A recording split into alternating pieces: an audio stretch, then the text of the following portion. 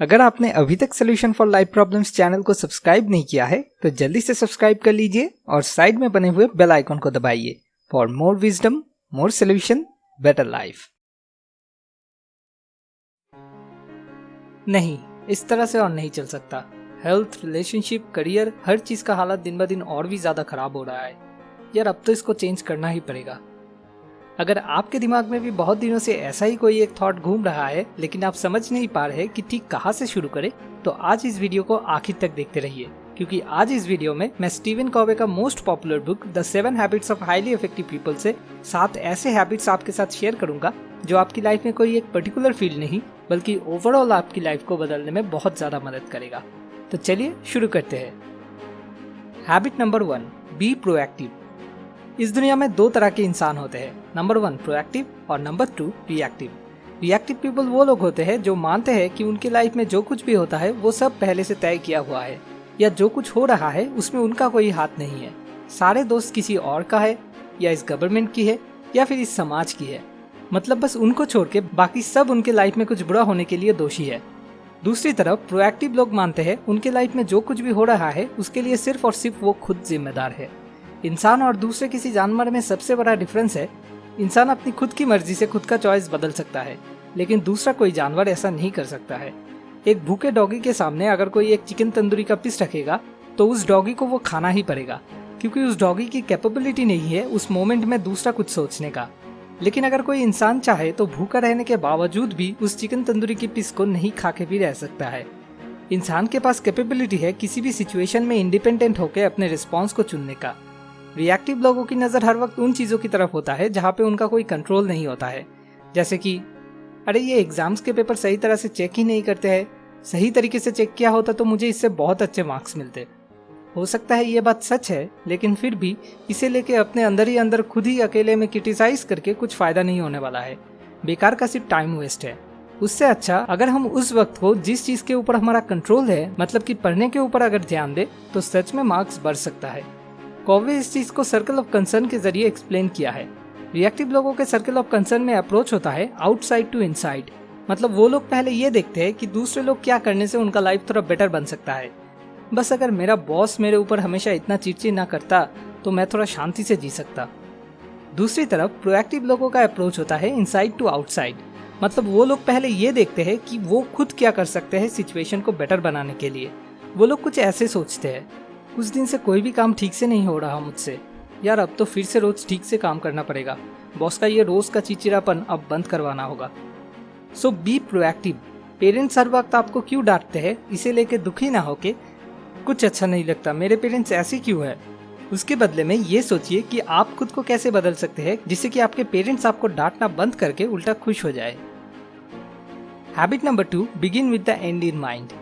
एक अच्छा सुंदर घर बनाने के लिए जैसे पहले उसकी एक ब्लूप्रिंट बनाना जरूरी है, ठीक वैसे ही एक सुंदर लाइफ बनाने के लिए भी जरूरी है एक ब्लूप्रिंट की, जिसको कॉवे ने कहा है मिशन स्टेटमेंट। इमेजिन कीजिए आपका डेथ हो चुका है और आपके सारे अपने आए हैं आपको आखिरी बार के लिए अलविदा कहने, और वो लोग मन ही मन आपके बारे में कुछ सोच रहे हैं कि आप कैसे इंसान थे। अब ऐसे में आपकी वाइफ, आपका बेटा, आपकी बेटी, आपके दोस्त, इन सब के मुंह से आप अपने बारे में क्या सुनना चाहते हैं?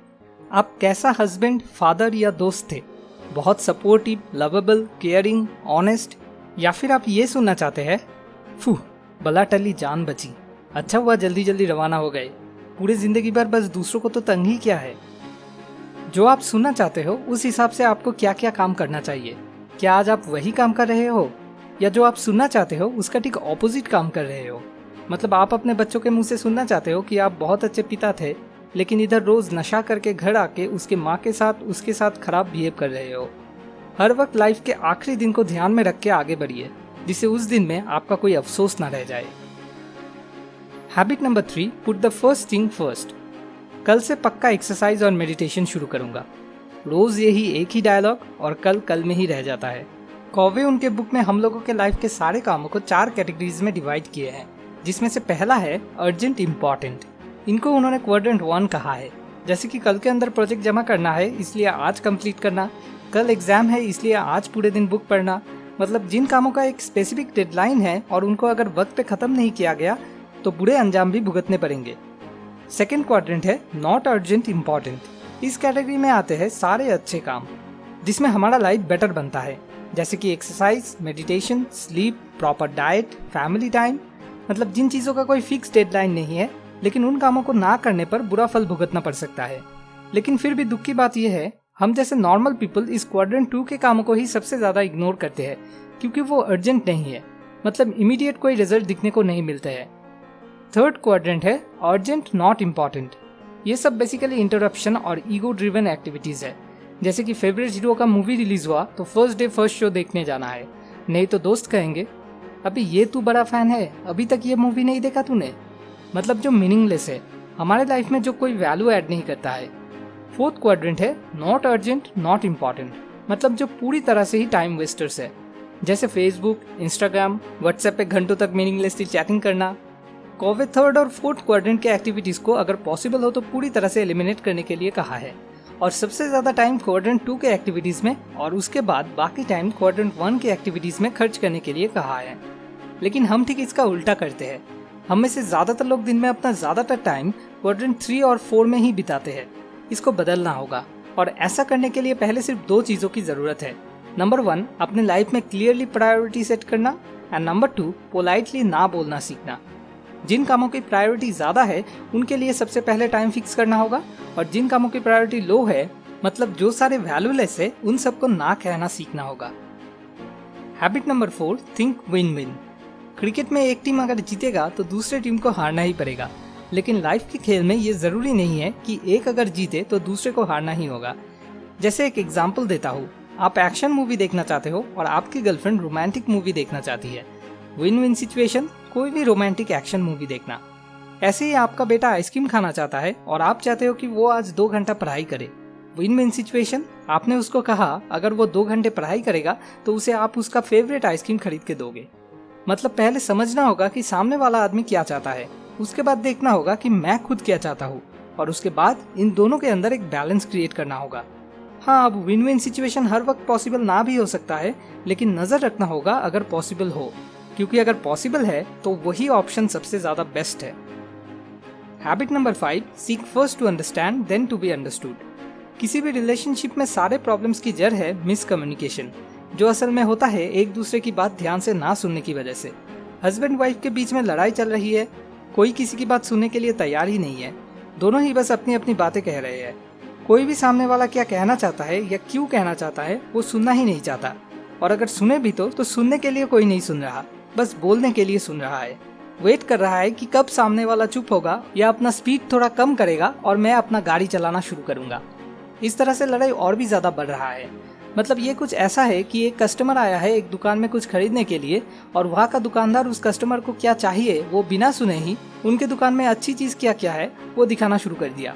और इधर कस्टमर गुस्सा हो रहा है कि वो जो चाहते हैं उनको वो क्यों नहीं दिखाया जा रहा, और उधर दुकानदार भी गुस्सा हो रहा है कि इतने अच्छे अच्छे चीजें दिखाने के बाद भी कैसे वो कस्टमर खुश नहीं हो रहा। तो इस प्रॉब्लम का सोल्यूशन क्या है? किसी भी एक को चुप होकर ध्यान से पहले सुनना होगा सामने वाला क्या बोल रहा है और क्यों बोल रहा है। पहले सामने वाले को समझना होगा, उसके बाद उसको अपनी बात समझाने की कोशिश करना होगा। Habit number 6, synergise. मैंने जब पहले अपना YouTube चैनल शुरू किया था तो तब मैं अकेले ही सब कुछ करता था, स्क्रिप्ट, एनिमेशन, रिकॉर्डिंग, अपलोड, सब कुछ खुद अकेले ही, जिस वजह से नेचुरली फोकस बहुत सारे जगह में डिवाइड हो जाने की वजह से अच्छे वीडियोस बनाना पॉसिबल नहीं बन पा रहा था, और जिस वजह से वो वीडियोस लोगों को उतना ज़्यादा पसंद भी नहीं आ रहा था। उसके बाद मैंने मेरे भाई को कहा एनिमेशन बनाने के लिए, क्योंकि उसको बचपन से ही एनिमेशन सीखने में बहुत इंटरेस्ट था। तो इस मौके को मैंने काम में लगाया और मैंने मेरे भाई के साथ सिनर्जाइज किया, उसको एनिमेशन बनाने का काम सौंप दिया, जिससे वीडियोस की क्वालिटी इंप्रूव होना शुरू हुआ और बहुत सारे लोग धीरे धीरे उन वीडियोस को पसंद भी करने लगे। मैंने अगर सिनर्जाइज नहीं किया होता तो शायद ये कभी भी पॉसिबल नहीं बन पाता, क्योंकि वीडियोस के क्वालिटी कभी भी इंप्रूव नहीं होते और जिस वजह से उन वीडियोस को कोई पसंद भी नहीं करता। इसलिए अगर आप बड़ा कुछ करना चाहते हो तो हर वक्त आपको टारगेट रखना होगा सिनर्जाइज करने का। सिनर्जाइज करने का कोई परफेक्ट मौका मिलने पर उसको काम में लगाना होगा। Habit number 7, sharpen the saw. दोनों लोगों को 50,000 रुपीज दिया गया और कहा गया उन पैसों से उन लोगों को साड़ी का बिजनेस स्टार्ट करना है। पहले वाले आदमी ने बिल्कुल भी देर न करके अगले ही दिन उन पैसों से टोटल 50 साड़ियाँ खरीद ले आया और बेचने बैठ गए। लेकिन दूसरे वाले ने ऐसा नहीं किया। वो पहले बहुत सारे साड़ियों के दुकान में गया जो ऑलरेडी बहुत बहुत पॉपुलर थे, मतलब जिन दुकानों में डेली काफी अच्छा सेल होता था, और वहाँ पे जाके कुछ दिन घूम के लोगों से बातें करके जितना हो सके उन्होंने पहले पता लगाया कि किस टाइप के साड़ियाँ आजकल लोग ज़्यादा पसंद कर रहे हैं, कौन कौन सी साड़ी सबसे ज़्यादा सेल हो रही है। और सिर्फ यही नहीं, उसके साथ साथ उन्होंने ये भी नोटिस किया कि जब कोई एक कस्टमर वहाँ पे साड़ी खरीदने के लिए आती है तो तब वो सक्सेसफुल दुकानदार उनसे किस तरह से बात करते हैं, कैसे वो उन कस्टमर्स को इन्फ्लुएंस करते हैं साड़ी खरीदने के लिए। ये सब कुछ डीपली एंड क्लियरली समझने के बाद ही फाइनली वो मार्केट में गए और उस 50,000 रुपीज से बस उन साड़ियों को ही खरीदा जो आजकल मार्केट में सबसे ज्यादा बिक रहे हैं। आपको क्या लगता है, इन दोनों में से कौन सबसे पहले उन साड़ियों को सेल कर पाएगा और कौन ज्यादा प्रॉफिट करेगा? ऑफ कोर्स वो सेकंड वाला आदमी, जिन्होंने पहले अपने कुल्हाड़ी को शार्प किया और उसके बाद ही पेड़ काटना शुरू किया। मतलब पहले अच्छी तरह से जानकारी लेने के बाद ही उस बिजनेस को करना स्टार्ट किया। ऐसे ही बहुत लोग हैं जो मुझे रिक्वेस्ट करते हैं कि YouTube में कैसे सक्सेसफुल बना जाए उसे लेके एक वीडियो बनाने के लिए। मतलब उनका डिजायर है अपना एक YouTube चैनल खोलने का। लेकिन ज्यादातर लोग ही YouTube क्या है, यहाँ पे कैसे सब काम चलता है, कैसे वीडियोस लोग पसंद करते हैं, ये सब ठीक से समझने के पहले ही खुद अपना चैनल शुरू कर लेते हैं और उसके बाद डिप्रेशन में चले जाते हैं कि क्यों मेरा वीडियो कोई नहीं देख रहा। पहले आपको अपना समय खर्च करके इन चीजों के बारे में अच्छे से जानना होगा। सारे सक्सेसफुल लोग ऐसा ही करते हैं। किसी भी काम में घुसने से पहले सबसे पहले वो उस काम के लिए जरूरी नॉलेज एंड स्किल्स गेन करने की कोशिश करते हैं, उसके बाद ही वो उस काम में एंटर करते हैं। जैसे कि इस बुक के ऑथर स्टीफन कॉवे ने कहा है, if we keep doing what we are doing, we are going to keep getting what we are getting. अगर आप और भी डिटेल्स में इस बारे में जानना चाहते हो तो नीचे डिस्क्रिप्शन में दिए हुए लिंक से जाके amazon.in से इस बुक को खरीद सकते हो। आखिर में आपसे एक छोटा सा रिक्वेस्ट, अगर इस वीडियो से आपको अपनी लाइफ की किसी भी प्रॉब्लम का सोल्यूशन ढूंढने में सच में इतना सा भी मदद मिले तो ज़रूर इस वीडियो को शेयर करें, क्योंकि अगर आपको कुछ मदद मिल पाया है तो इसे शेयर करके आप किसी दूसरे का भी मदद कर सकते हैं। इस वीडियो में जितने लाइक्स आएंगे मैं समझूंगा उतने लोगों को मैंने थोड़ा सा मदद कर दिया है। और आप अगला कौन सा टॉपिक पे वीडियो चाहते हो वो कमेंट करके हमें बताइए, क्योंकि आपको मदद कर पाना ही हमारा असली मकसद है। मोर विजडम, मोर सोल्यूशन, बेटर लाइफ।